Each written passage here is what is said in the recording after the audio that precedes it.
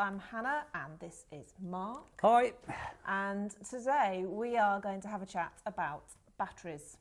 And half the audience turns off. Oh no, dear. Stay with us, stay with us. So there's a lot of development, progression, diversion perhaps in the e-bike world since they first came into existence. And that's meant that we've got new technologies, new batteries, and they're kind of designed for some different stuff. Yep. So we are going to answer the question, aren't we, Mark? How far can you go on a battery? We're not going to answer that.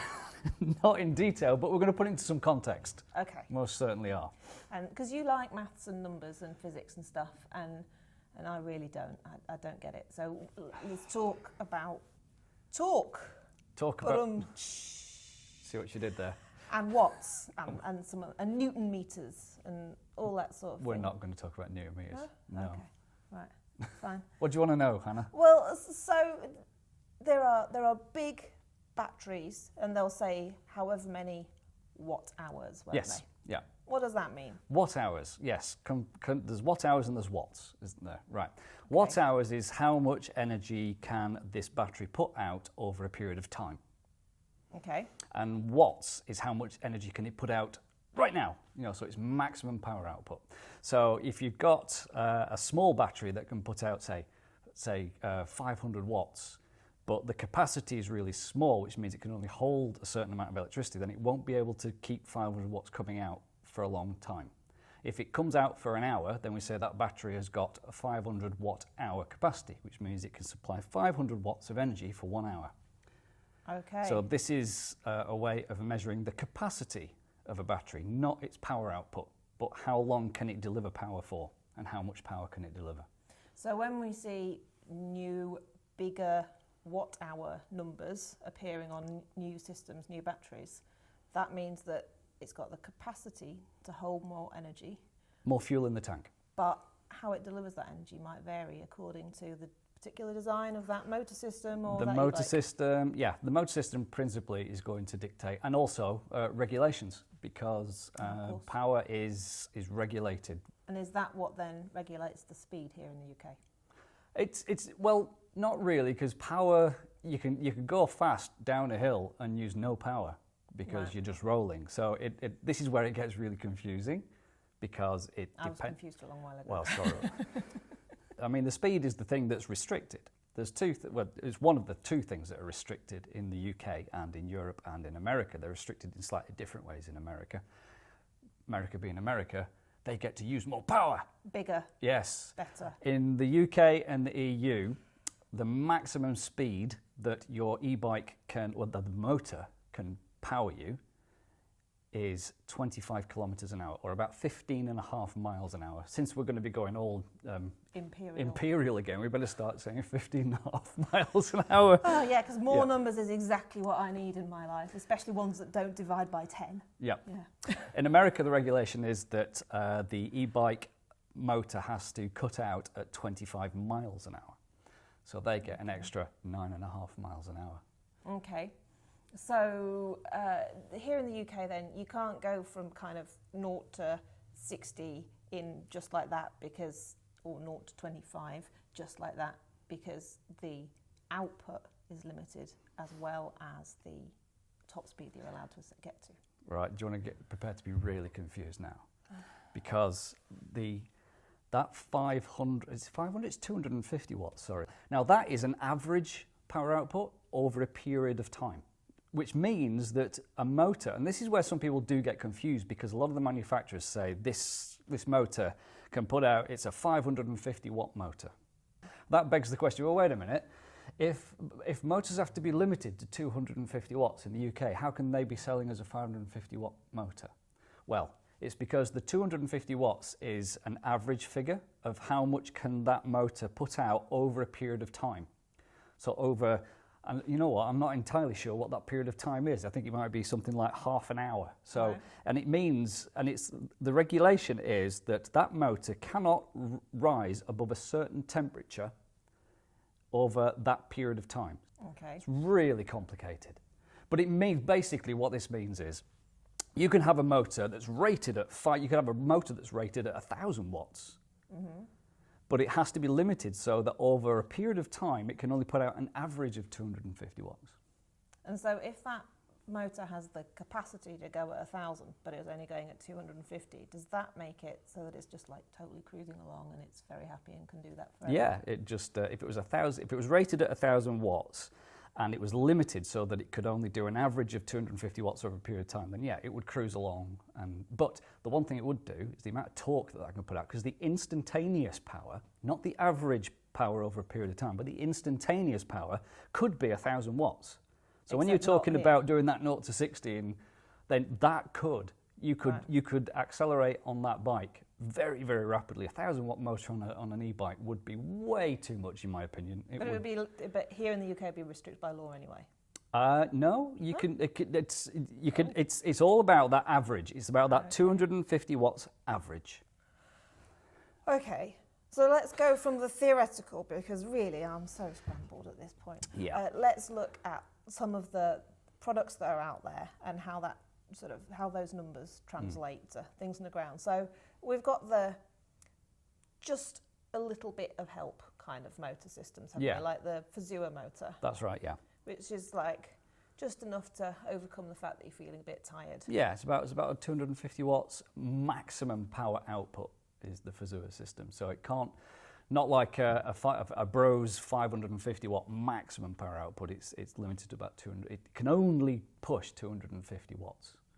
And then we've got the sort of semi-skimmed ones. Semi-skimmed. Now, maybe we should skip the semi-skimmed. Are we talking batteries or motors here? Because it's different. See, the batteries are all the same. It's the motor that does the power, that does the power output and can put the torque into it. It's the batteries that then supply the energy to that motor. So in terms of the Fezura system, it's a very sort of low capacity battery, which means it can be small and light. Mm-hmm. The motor itself is, because that battery capacity is really quite small, the motor's quite small as well, so the two sort of match each other, and you get this. How would you describe the Fezura system? Have you ridden one? Yeah. Yeah. How would you describe the experience of riding a Fezura system? It's like your legs are really good, just like you're really fit. Yes. But it doesn't have that zooming away from you kind of feeling. Yeah. So you tend to get the Fezuras on either gravel bikes or some town bikes as well. Some that are built to be light so that you could kind of ride them without the motor on if you wanted as well. Focus did one a few years back, more of a sort of a prototype, just to see whether it could, how it would work, and they did it with one of their hardtails. It was the Raven, and they called it the Raven Squared, and they had the Fezura system in it. The great thing about the Fezura system is that the entire motor and battery in one unit, and you can take it out of the bike and you're just left with a bike. Yeah, and so they're super light, and so you can pedal them. The Fezura system's been modified, and you've just been using one on a Cairn bike, haven't you? Yeah, I had the Cairn Adventure 1.0, which was, again, designed so that you could drop the battery out of it and you could ride it along with a big baguette in there instead if you wanted. And I kind of feel like you probably just better going for, this is a light system, so it's a light bike and you can ride it with the battery in it all the time, but if you want to turn the battery off on the flat, then it's not like you're dragging a big hulk around. And that's the key to... I think that's the way to go with that. Yes, that's the key to what we've called the low-fat system, isn't it? The low-fat system is it gives you minimal extra power. It just gives you a bit of extra. So it's a bit like having an energy gel at the end of a very, very long ride. Or a push up a hill. Or someone just giving you a gentle push. I think Specialized kind of sum it up well. What they do is, rather than going, what's this, power that, torque here, boost, they just say that their low-fat system is the SL system. So the Turbo Levo SL, which is a 320 watt hour battery, and the motor is a maximum, I think it puts out 35 newton meters of torque. We are using newton meters. I said we weren't going to, but that's how much. Yeah. And so it's a kind of a low, and they just say, and I think this is beautifully explained as a piece of marketing, they just say, this is 2 times U. Right. And then their Turbo Levo, with its 85 newton meter motor and large capacity, 725 watt hour battery capacity, they say this is 4 times U. So what they mean there with the low-fat system is that if you put in 100 watts, that system will put in another 100 watts. So you get 200 watts. So you're putting in half the amount of effort as you would do for that performance on a ordinary bike. And then with the turbo Levo, you can actually get out of that. You can put in 100 watts and it'll put 300 watts in there for you. So you put in a quarter of the effort. Absolutely. Did some maths. I guess that's then bringing us on to there's this upper end of the kind of go up as fast as you can and as easy as you can and then ride back down effortlessly. Yeah. It's interesting, isn't it? Because even just a few years ago, the idea of battery capacity was the more battery capacity you have, or the more powerful the motor, then the further you can go.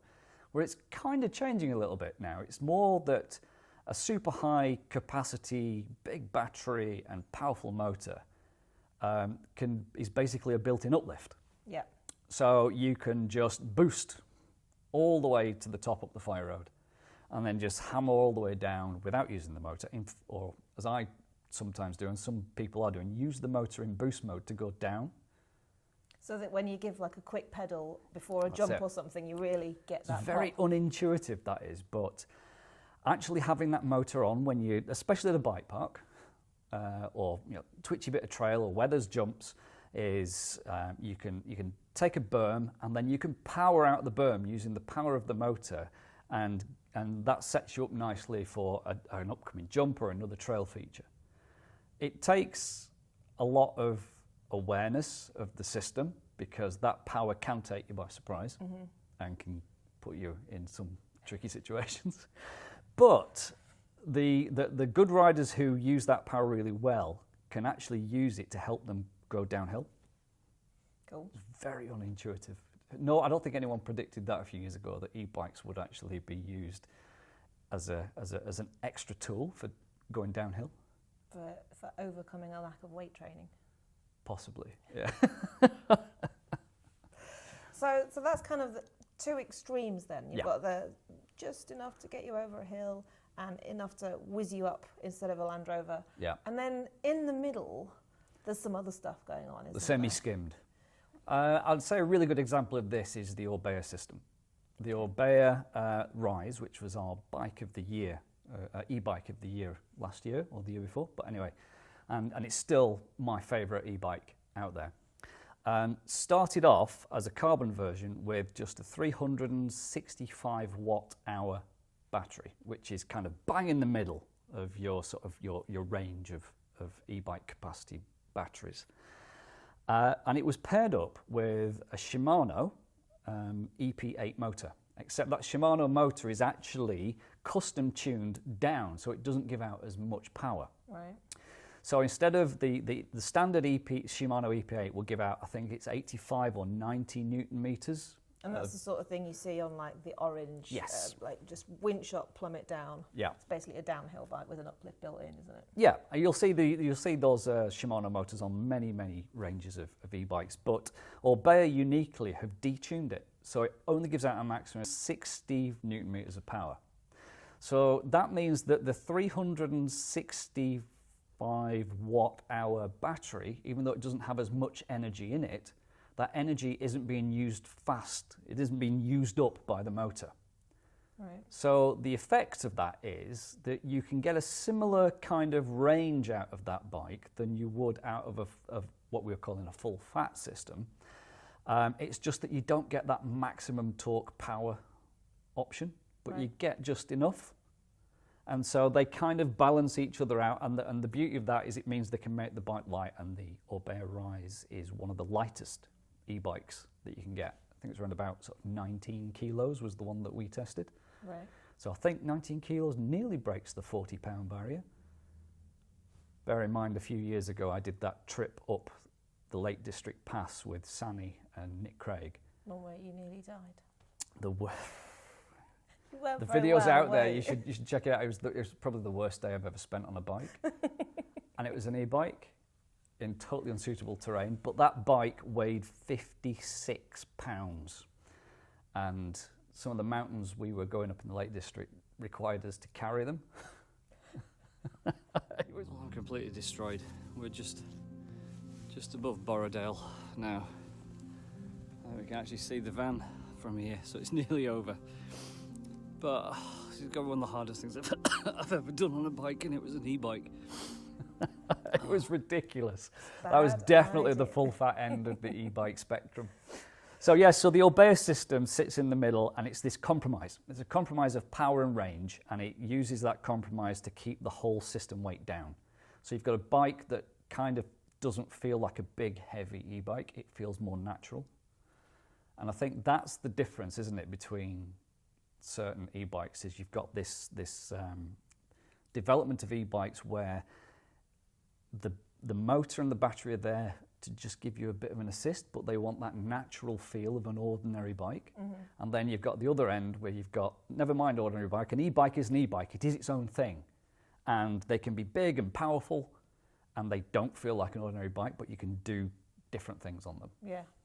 And so, I mean, I definitely struggle with some of the bigger e-bikes going down some of the steep stuff, because I feel like it's a bit like riding an oil tanker. Like there's just so much intrinsic momentum there, and it's so much heavier in proportion to me that I don't feel like I'm in control of it in the same way that I am a lighter bike. Yes, yeah. So we've talked some about the different kind of intended uses of the different bikes. So in use, how does what we do with the bike affect how far we can go? How far can you go on an e-bike? That's the question, isn't it? Yeah. Well, okay, so what will change how far you go? So first of all, I can eat more donuts or less donuts, and I can carry more stuff in my pack. So how much does the weight of the rider affect how far a bike can or can't go? Well, again, it's difficult, isn't it? Because the weight of the rider is very much down to how strong the rider is. You could be a huge rider, but you could be so powerful that you're overcoming your weight. And a bit like with the Orbea system, that they use a lightweight battery on a lightweight system. And so the power to weight ratio is kind of where you want it to be. It's the same with a human being, isn't it? You could be enormous, but if you're made of muscle and you're super fit, you're going to have so much power that you overcome the handicap of your own weight. Okay, well, let's just say then, my legs stay the same, regardless of whether I'm towing a trailer with my kids in it. Well, they're too big for that now, but towing a trailer or not. So will that trailer affect how far? It definitely will. It definitely will. I mean, what you have to do in terms of working out what weight difference, what that makes to how far you can ride, you've got to take the entire system as a whole. So the entire system is, you've got two engines on an e-bike system like that, even though you've got the trailer. You've got what the battery and the motor can do, but you've also got what you can do. Yep. And you've got to add all those things in, and then you can put those together, and if you weigh the system, you find that actually the biggest lump in that system is you, the rider. Even the biggest, heaviest, 55 pounds e-bike, I weigh more than that. I am the biggest variable in that equation. Mm-hmm. So you stick a trailer on, you're not really adding much percentage-wise to that whole package. Oh, so the amount that it's going to, it'll reduce the range, but it'll probably reduce it less than you imagine it will. Okay. Is there anything in the cadence or how hard you're pushing that affects how far you're going to get? You've hit one of the nails. It feels like there's a sweet spot. Yes, you've hit one of the nails on the head with e-bikes, is the fact that those motors are actually designed to be optimal at certain cadences. Okay. Which means, for example, the Orbea system and the Turbo Levo SL, so that's the low-fat specialized system, those motors are optimized to be the most efficient, which means that they use the least amount of electricity for the maximum amount of power out, a cadence of around 90 RPM. Okay. So 90 RPM is really quite, that's quite fast. It's quite spinny. It's quite spinny. Yeah. And so that means that if you are a slow pedaler, if you're on your bike and you're pedaling around and you do like 60 RPM typically, then your motor is going to be working inefficiently on those bikes. So you're going to run the range down. So this is where the rider comes in as the variable when it comes to range. And when people say, what's the range on this bike? Then to answer that, you have to plug in a whole bunch of variables. One of which is, you've touched on, what do you weigh? The other one is, how fit are you? It depends on how fast, what your natural cadence is. Is your cadence matched to the motor? Now, surely some of these motors, they let you adjust it with an app or something like that, do they? No, the efficiency of a motor is more of a physical, mechanical thing rather than a software thing. It's just like it's a bit like driving a car with gears. You know, it's we all know, kind of, don't we, that typically in a petrol engine car, you'll drive down the motor. If you can drive at 55 miles an hour in fifth gear, the thing's running and using the least amount of petrol, and you're going to get the most amount of miles out of it. Especially if you're driving your socks, apparently. Is that right? Mm. I don't know what on earth you just said. Apparently, it makes you more sensitive to the pedals. Okay. Yeah. Right. I'm not going to try that one. Fuel-saving tips. Right. These things are important at the moment. Yeah. Opinions on a postcard, please, on that one. But it's the same as that. So, you know, cars are optimised, 55 miles an hour. I mean, it's different for different cars, obviously, but, we've all heard that sort of analogy before. You drive at 55 in fifth gear on the motorway and you'll get the maximum mileage out. It's the same with an e-bike. They have this optimum point where it becomes most efficient. And if you hit that point, you're going to go the furthest you can possibly go on that bike. Okay, so if I want to get the absolute most out of my e-bike, do I need to stay at that optimal 90 RPM cadence, whether I'm going up a steep hill, or along the flat? Where you are using the motor, because obviously you can go down a hill and not use the motor at all, and you can happily do whatever cadence you want. But where the motor is being used, you want to match the optimal cadence to the way you're pedaling. So yeah, constant pedaling. So it's which means using gears, which is something that people tend not to do with e-bikes, because you kind of treat who uses the massive dinner plate cog at the back of an e-bike. Well, hardly anybody, because we've got the data on that now, haven't we? Because some of the electronic gears, they can actually track, like from the apps, which gears people are using. Yep. And they're just staying in the middle of the block, aren't they? Yes, they are. People are staying in the middle because you use the motor as a gear system. But the trouble with doing that, you slow down and you vary your cadence. And you hit the boost button. And you hit the boost button a lot, and you use it like it's another gear, which is fine. If range isn't your thing, if you're still going out and having fun and you've got a bike that could, a massive battery, and you aren't coming anywhere near using up the battery, then what does it matter? Use it as you see fit. But if you want to get that maximum range out of it, then yes, there is this optimal way of riding the bike, and that is to use the gears and maintain constant cadence. Okay. At the optimal point for that motor system. Well, next time I'm on the last 2 bars trying to get home on my cargo bike, I shall try and optimise my cadence. Oh, one thing, the Orbea bike, the Rise, I keep coming back to this one, but I was asked once, what's the range on this bike? Well, I went out and rode that bike and I used it in boost, and I went on some local trails, and I used it as uplift, and I went down and I used it in boost to go down to try and, session some of the features. And I ran out the battery, I flattened it, and when I looked at how many miles I'd done about 18 miles.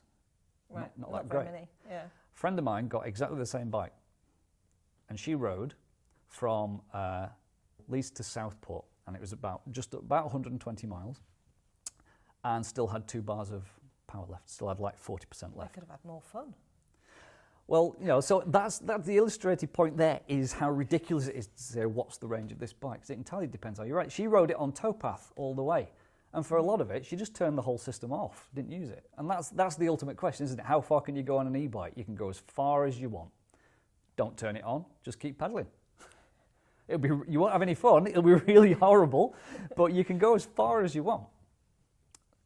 So, when e-bikes first came out, we didn't really know that there was going to be this we couldn't foresee this branching really of the options. And now we have kind of as many e-bike options as we do non-e-bike options, don't we? Yeah.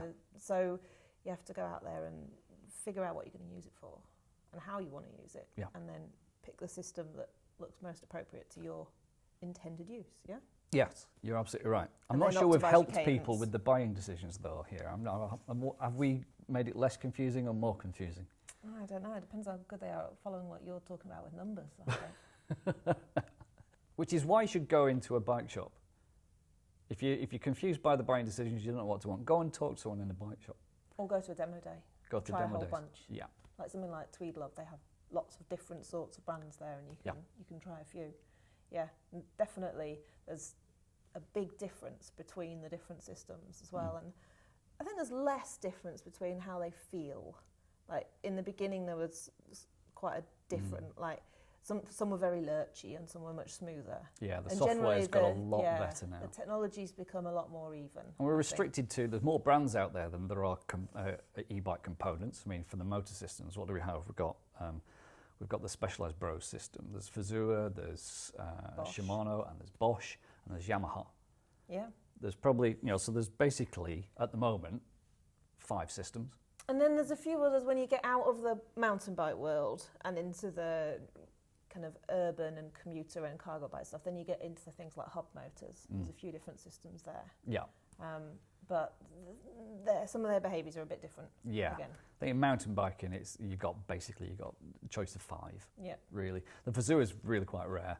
When it comes to mountain biking, you've got the 5 options, but really, the ones that rule the roost, Shimano, Bosch, they're the ones that kind of rule, and Specialized just because it's such a big with the Bros system because it's such a big brand. Yeah. But those are basically the kind of the 3 bigwigs in the market. Go out, try one, have fun. Yeah, if you haven't tried one yet, you've got to do it. I'm going out riding tomorrow, and I'm not taking an e-bike. I'm taking my analog. Acoustic. You'll get people setting fire to turds on the doorstep if you call them acoustic. You know how they hate that. But yes. Knee-powered. Me-powered. Meat-powered. Meat. Knee-powered? Knee-powered? Yeah. Anyway, my ordinary bike, I'll be riding that tomorrow. I can't wait. I'm really looking forward to it because it's the bike that is suitable for what I'll be doing tomorrow.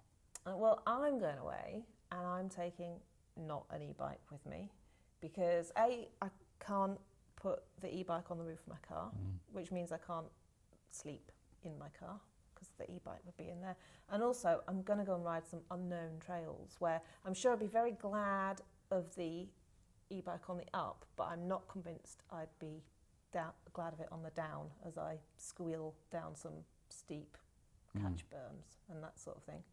So I'm going for the lighter bike with the weak legs. Good for you. Should we leave it there? Yeah. I've talked a lot about technical things. This is totally unscripted. I didn't know what you were going to ask at all. We just said, hey, let's go talk about batteries. Lots of stupid questions. Lots of stupid questions about batteries. If you spotted any errors in there, forgive me and stick your comments below and let us know what you think. All right. Bye. See you later. I like being the stooge that doesn't know anything.